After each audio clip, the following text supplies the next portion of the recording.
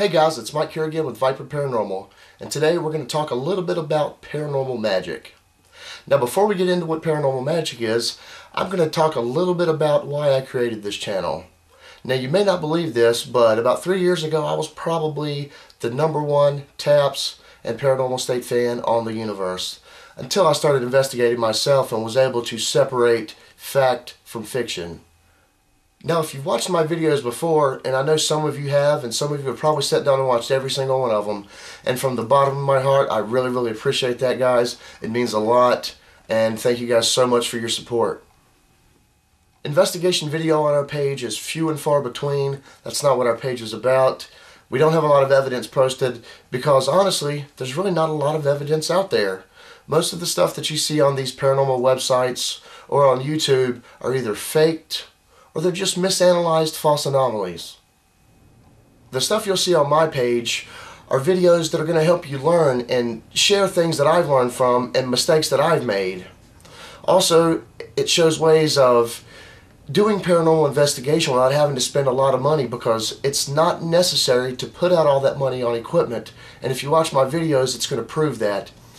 And also, to help you guys understand that there is a lot of fake stuff out there and there are a lot of false anomalies out there, and I want to show you guys how to recognize those. Now, enough about the page. Let's talk about paranormal magic and what it actually is. Now, I'm not talking about smoke, mirrors, strings, and fancy editing.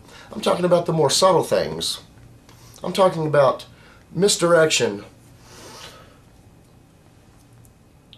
I'm talking about clever positioning, and clever positioning and concealment. Those are very important, especially when people are trying to fake ghost videos. Fact: unless you have a 3D television, television is two-dimensional. It's a flat screen. Real life, our existence, is three-dimensional.